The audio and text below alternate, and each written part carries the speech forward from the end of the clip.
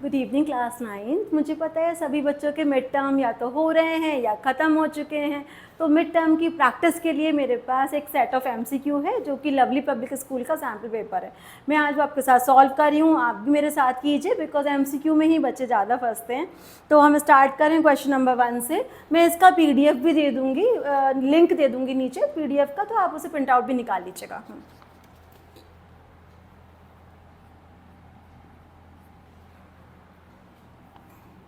ये है 2024-25 का, आपको लास्ट ईयर के पेपर भी मिल जाएंगे मेरे चैनल पे।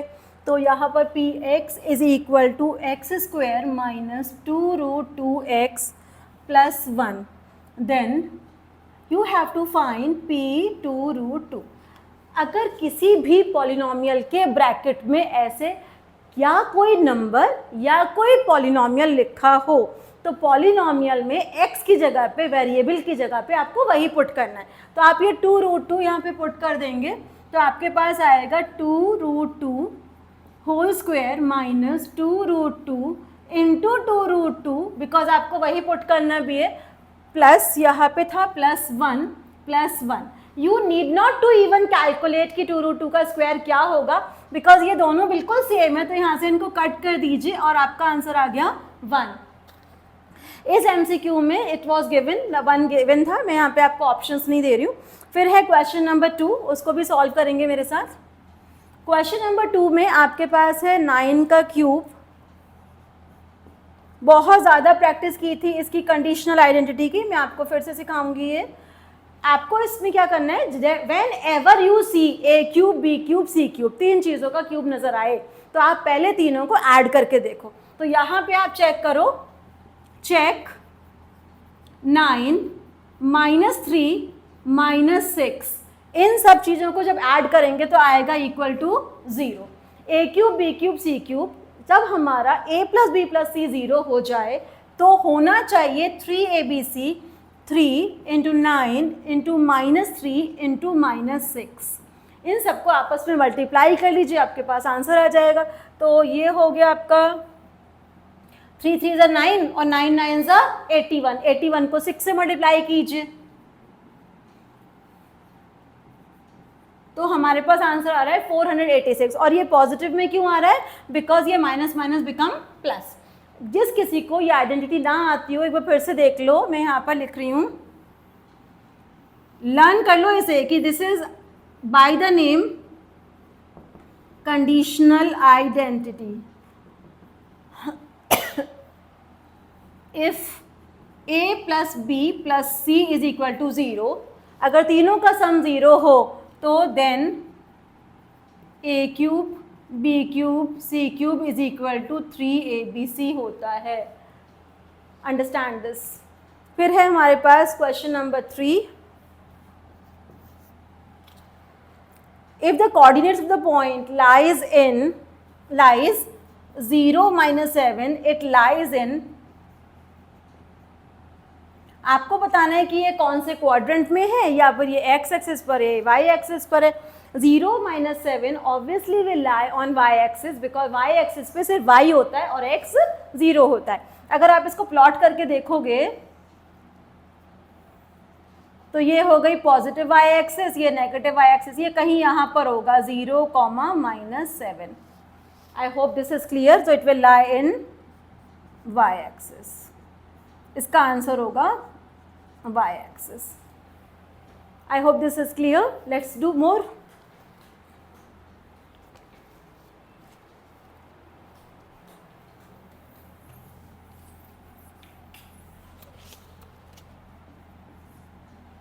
Question number 4.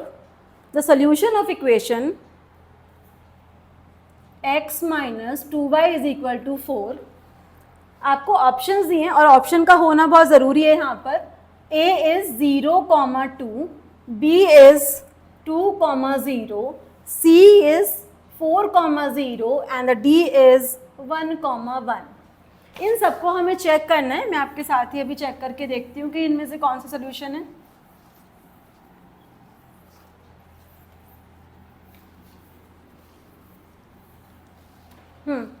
सो पहले हम a को चेक करेंगे तो आएगा 0 minus 2 into 2 is equal to 4 minus 4 is equal to 4, that's not equal, so it's not a solution.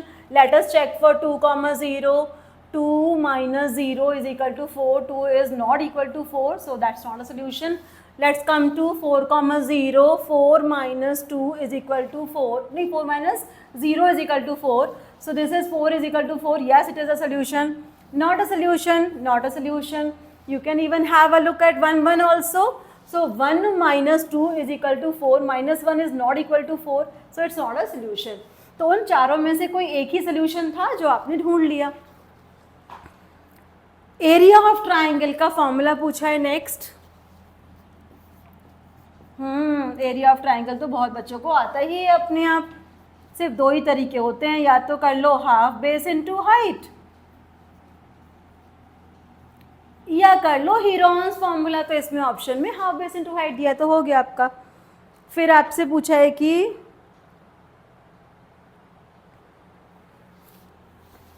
Question number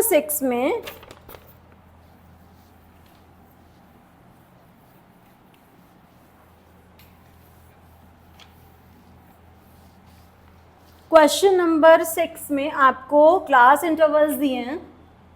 बहुत सारे बच्चों का स्टार्ट्स नहीं आ रहा था, तो हो सकता है उनको दिक्कत हो. 0 से 40, 40 से 80, 80 से 120. And you have to find the class width. Class width is simply upper class minus the lower class. दोनों को subtract करना है. तो class width 40 में से 0 subtract कर दीजिए तो 40 आ जाएगा. 80 में से 40 subtract कर दीजिए तो अब भी 40 आ जाएगा. 120 में से 80 subtract कर दीजिए तो भी 40 आ जाएगा. मतलब it has a uniform class width. आप आराम से आंसर लिख सकते हो 40. फिर उसके बाद क्वेश्चन है one of the linear factor, means आपको फैक्टर्स निकालने हैं. क्वेश्चन नंबर 7 में 3x² प्लस 8x प्लस 5. अगर आप में से किसी को भी अभी तक मिडिल टर्म स्प्लिटिंग में डाउट है तो मेरी जाके वीडियोस देख लो. एक्सक्लूसिव वीडियोस हैं मिडिल टर्म स्प्लिटिंग के लिए, और आपको अच्छे से आ जाएगा कि मिडिल टर्म स्प्लिटिंग कैसे होती है. तो 3x² प्लस 8x प्लस 5, इसकी मिडिल टर्म स्प्लिटिंग के लिए पहला स्टेप होगा 3 को और 5 को आपस में मल्टीप्लाई कर लो, तो आपके पास आ जाएगा प्लस 15. और मेरी बात याद रखना कि अगर प्लस 15 आ रहा है तो दो फैक्टर्स को ऐड करके आपके पास आना चाहिए 8. तो आप देखो कौन कौन से फैक्टर्स हैं, शुरुआत से किया करो. सेकेंड ही फैक्टर मिल गया यहाँ पे 3 इंटू 5, उसका ही आंसर 8 आ रहा है. So this is coming 3x² plus 3x plus 5x plus 5. यहाँ पे आप कर लीजिए 3x, x plus 1 plus 5 x plus 1 is equal to 3x plus 5, और ये हो गया x प्लस 1. ठीक है, दो फैक्टर्स हैं और इसमें MCQ में x प्लस 1 पूछा है. वैसे आपको तो पहचान में दोनों ही आ गए हैं तो आप लिख सकते हो. फिर आपके पास है 8th question, that is based on the Heron's formula. Question number 8, the sides of the triangle are 16, 30 and 34. 30 centimetre and 34 centimetre, ये तीन साइड्स हैं. इसमें आप करने वाले हो Heron's formula apply. Heron's formula के लिए पहले आपको निकालना होता है सेमी पेरीमीटर, जो कि a plus B plus C upon 2 होता है. तो that will be equal to 16, 30 and 34 divided by 2. अगर इन सबको जोड़ते हैं तो ये 64 और 6 हो गया 70, 80 हो गया. ये 80 डिवाइड बाई 2 इज 40. कभी भी सेमी पेरीमीटर का आंसर उन साइड्स के बियॉन्ड नहीं आ सकता. तो हमारे पास जो आया है 30, 34 और 16 डिवाइड बाई 2, तो हमारा 40 आ रहा है. एक बार चेक कर लेते हैं. नहीं, सही है, 40 आ रहा है. हाँ, तो फिर हम लोग लिखेंगे अंडर रूट 40. फिर मैं फॉर्मूला लिख देती हूँ पहले, s minus a, s minus b, s minus c. फिर यहाँ पे वैल्यूज पुट कर देंगे. 40 में से सब्ट्रैक्ट करेंगे. मैं हमेशा बड़े में से सब्ट्रैक्ट करती हूँ पहले 40, फिर 40 में से 34 सब्ट्रैक्ट कर लो, फिर 40 में से 34 सब्ट्रैक्ट कर लो, फिर 40 में से 16 सब्ट्रैक्ट कर लो. आपका ना इंक्रीजिंग ऑर्डर में आएगा इसका आंसर, इसलिए मैं ऐसे करती हूँ. तो यहाँ पर आपके पास आ रहा है 40, फिर आएगा 6, फिर आएगा 10, फिर आएगा 24.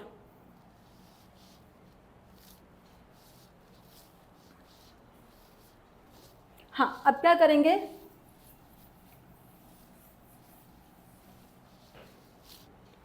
बहुत ही आराम से देखो यहाँ पे आपके पास 40 को, बस 40 को लिख लो 4 इंटू 10, सारे पेयर एकदम बन जाएंगे आपके पास।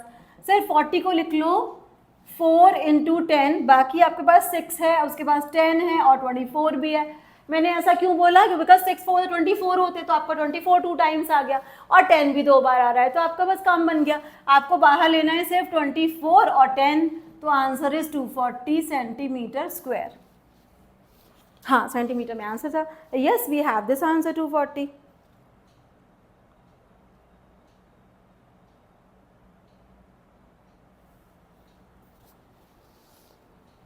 आई होप दिस इज क्लियर। मैं आपको असर्शन रीजनिंग के क्वेश्चन करा रही हूँ 9th एंड 10th।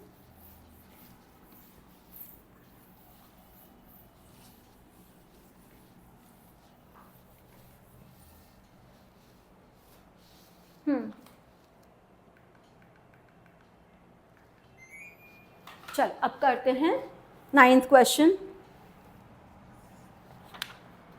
असर्शन है देयर आर इनफाइनाइट, मैं लिख के बता रही हूँ आपको असर्शन।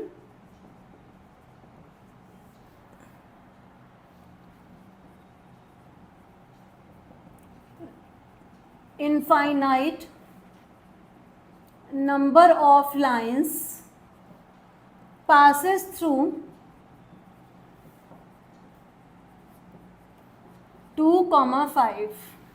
ठीक, तो आप यहाँ पर एक पॉइंट बनाओ 2,5 और उससे इनफाइनाइट लाइन पास करा दो। अब बताओ ये बात सच है कि नहीं, इनफाइनाइट लाइन पास होती है ना, तो इट इज ट्रू। तो उसके बाद a linear equation in 2 variable, reason a linear equation in 2 variable has infinite solution। what does it mean? इस बात का ये मतलब है कि अगर ये लाइन बनी हुई है तो इसके ऊपर इनफाइनाइट पॉइंट्स होंगे जो इसको सेटिस्फाई करते होंगे। दोनों ही बातें सच हैं, but reasoning is not the correct explanation of the assertion. So हमारे को यहाँ पे चूज करना होगा point B, this is true, this is also true, but it's not the correct explanation, so we are choosing option number B.